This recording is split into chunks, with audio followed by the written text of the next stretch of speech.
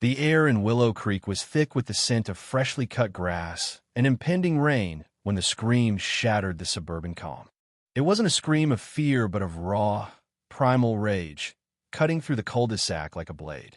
From my kitchen window, I saw her Marjorie Hensley, the iron-fisted queen of the Willow Creek Homeowners Association, barreling toward an ambulance parked in my driveway, her face twisted with a fury that could make flowers wilt. My hands trembled as I gripped the phone, the 911 operator's voice a distant hum in my ear. My father, Harold, a grizzled Vietnam vet with a heart as battered as his old dog tags, lay crumpled on the linoleum floor behind me, his shallow breaths the only thing keeping me from losing it entirely. This wasn't just a medical emergency, it was the start of a war no one in Willow Creek could have predicted. I'm Ethan Caldwell, a freelance graphic designer who thought moving to Willow Creek 6 months ago would give my dad a quiet place to heal after Mom's death. He'd lost her to cancer, and the grief had carved deep lines into his weathered face, lines that told stories of jungles, shrapnel, and a Purple Heart he never bragged about. Willow Creek seemed perfect.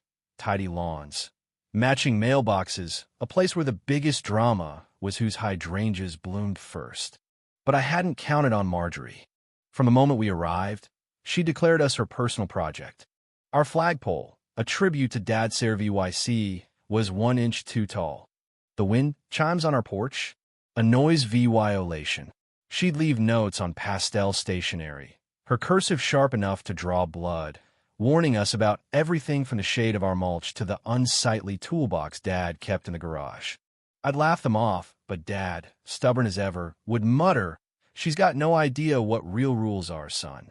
That Tuesday morning started with coffee and the usual routine. Dad was in the backyard, tinkering with a birdhouse he'd been building despite Marjorie's claim it'd attract vermin. I was at my desk, tweaking a logo for a client, when I heard the crash of a mug hitting the floor, followed by a thud that stopped my heart. I found Dad sprawled in the kitchen, his hand clawing at his chest, eyes wide with pain. "Ethan, hurts," he gasped. I dropped to my knees, fumbling through CPR like I'd learned in some half-forgotten class, counting compressions while dialing 911. The operator's calm voice anchored me. "Help's coming, sir. Stay with him." I clung to those words as Dad's breathing grew fainter, his skin graying under my hands. Sirens wailed closer, and I dared to hope. The ambulance screeched into our driveway, red lights flashing like a beacon. 2 paramedics, a wiry guy named Javi and a woman with a no-nonsense braid, burst through the door with a stretcher and a bag of gear. "What's his history?" Javi asked, already hooking Dad up to a monitor. I rattled off his heart condition, the stents, the meds, my voice shaking but steady enough. They worked fast, their hands a blur of competence, and I felt the knot in my chest loosen until I heard Marjorie's voice outside, shrill and venomous. "Excuse me," she shouted, her heels clicking on the pavement. "Commercial vehicles are not permitted in driveways per Section 8.2 of our covenants. Move this monstrosity to the street now." I step onto the porch, disbelief choking me. Marjorie stood there, arms flailing, her perfectly pressed blazer at odds with the wild glint in her eyes. The paramedics froze for a split second, exchanging a glance that said they'd seen crazy before, but not this crazy. "Ma'am, we're responding to a life-threatening emergency," the woman her name tag read Claire said, not breaking stride as she carried an oxygen tank toward the house. "My father's dying." I yell, my voice raw. "Get out of their way." Marjorie's head snapped toward me, her lips curling into a sneer. "If you'd maintained your property properly, Ethan, maybe your father wouldn't be causing such a scene." It was absurd, unhinged, but she meant every word. To her, a dying man was less offensive than a vehicle scuffing her precious aesthetic. Inside, Javi and Claire stabilized Dad, their monitors beeping a steady rhythm. "We need to move him now," Claire said, adjusting in 4. They wheeled him out, the gurney rattling over the threshold. I followed, my heart pounding, only to see Marjorie planted at the end of the driveway like a sentinel, her arms crossed, foot tapping.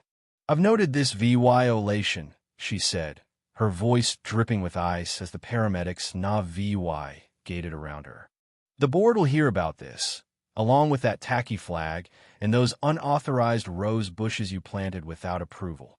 I wanted to scream, to shake her until she understood what was at stake, but Dad's hand twitched in mine, weak but alive. I focused on him, whispering, "We're going to be okay, Dad. Just hang on."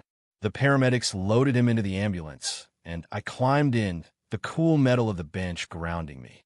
Marjorie wedged herself between them, her manicured nails gripping the edge. "This vehicle is obstructing the neighborhood's entrance VYSTA," she shrieked. "Move it immediately." Claire's patience snapped. "Ma'am, step back, or I'm calling the cops." But Marjorie wasn't listening. Her eyes locked on Dad, and what happened next burned itself into my memory like a brand. She reached into the ambulance, her hand closing around Dad's arm, the one tethered to an I-van yanked. "If he's well enough to break my rules, he's well enough to move this eyesore," she hissed. Dad groaned, a sound that ripped through me, his monitors shrieking as the 4-line tugged against his skin. "Get away from him," I roared. She stumbled, her phone already out. Recording like this was some VY Ral stunt. "This is assault," she screamed, her voice a mix of triumph and outrage. "I'm the president of this HOA, and you will not disrespect me." The paramedics were shouting now, VY restraining Dad's arm to keep the four secure while Claire radioed for backup. Neighbors had gathered, their phones out too, turning our nightmare into a spectacle. A police cruiser rolled up, lights flashing. "What's going on here?" he demanded. Marjorie spun toward him, her voice syrupy with authority. "Officer, I want this man arrested for assault. He and his father have been flouting our covenants since they arrived. Unauthorized decorations, non-compliant landscaping." "Ma'am," VY cut in, his voice tight. She grabbed a critical patient and tried to pull him out of the ambulance. "It's on our dash cam." Daniel's eyes narrowed. He turned to Marjorie, who was VYing a dog-eared copy of the HOA bylaws like a holy text. "Step away from the vehicle, ma'am," he said, his tone VYing no room for argument. "Do you know who I am? I have the full support of the board." Daniels didn't blink. "I don't care if you're the mayor. Marjorie Hensley, you're under arrest for assault and interfering with emergency care VY. The cuffs clicked around her wrists, and her protest, something about standards and her rights, faded as he led her to the cruiser.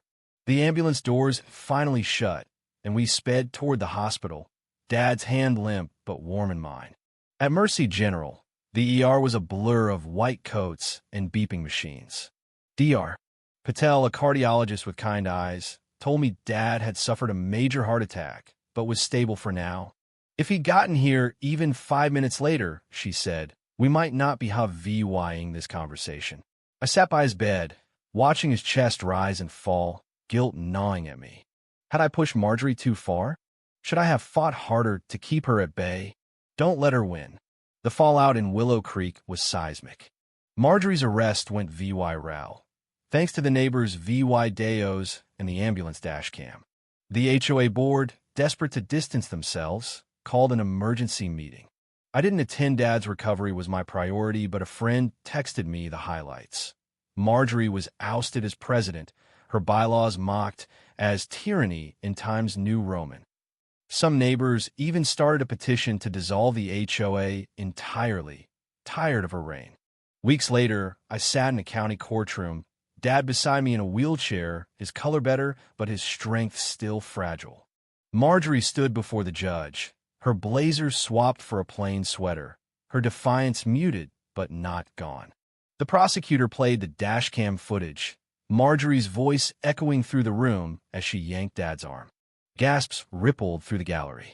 Her lawyer argued she was overzealous but meant no harm, but the judge, a former Marine named Whitaker, wasn't buying it. "Ms.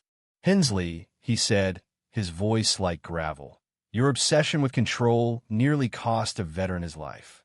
You're not a dictator, you're a neighbor, and you failed at that miserably." She was VY Ted of assault and obstruction, sentenced to 300 hours of community care VYC at the VA Hospital Poetic Justice, given dad care VYC.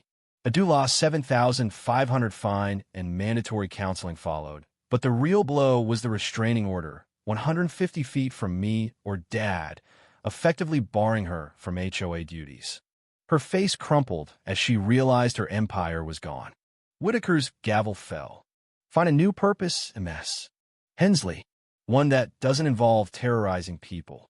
Back home, Willow Creek felt different. Neighbors waved more, stopped to chat. Someone even hung a new flag on our pole, the stars and stripes snapping in the breeze. Marjorie moved away a month later. Her house sold to a young couple who planted wildflowers unapproved, of course.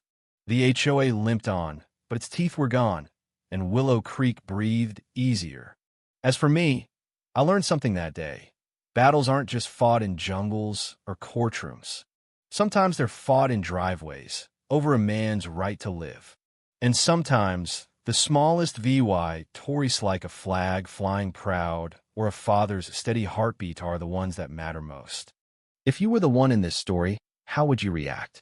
Would you stand up and fight back, or accept the unreasonable pressure and control from the HOA? Share your thoughts in the comments below. And don't forget to subscribe, like, and share this VY Deo with more people.